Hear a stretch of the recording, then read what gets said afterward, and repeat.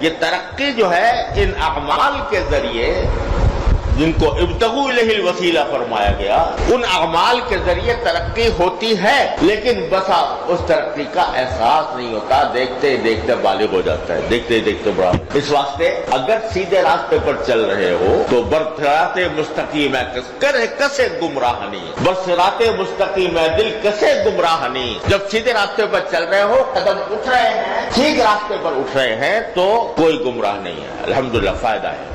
محسوس ہو رہا ہو تمہیں یا نہ ہو رہا، اللہ تعالیٰ بلا رہے ہیں، قریب کر رہے ہیں، قرب ہو رہا ہے، مگر کوشش میں لگے رہو، کوشش نہ چھوڑو، وجاہدوا فی سبیل، اس کی کوشش میں کمی نہ آئے، کرتے رہو اور ڈرتے رہو، کرتے رہو اور ڈرتے رہو۔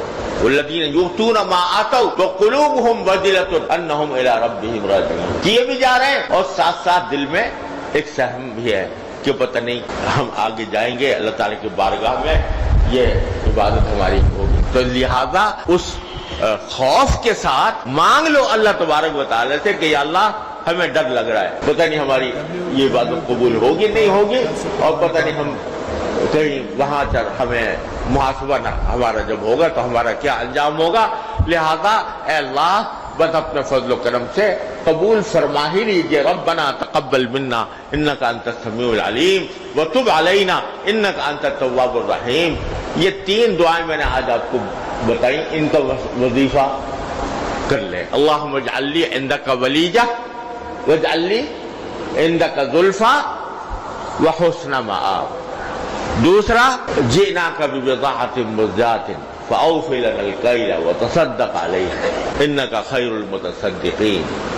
تیسرا، ربنا تقبل منا انک انت السمیع العلیم وتب علینا انک انت التواب الرحیم۔ کیے جاؤ اور یہ مانگے جاؤ، کیے جاؤ یہ مانگے جاؤ، کیے جاؤ یہ مانگے جاؤ، تو ممکن نہیں ہے انشاءاللہ کہ اللہ تعالیٰ اپنا قرب عطا نہ فرمائے، ضرور عطا فرمائے۔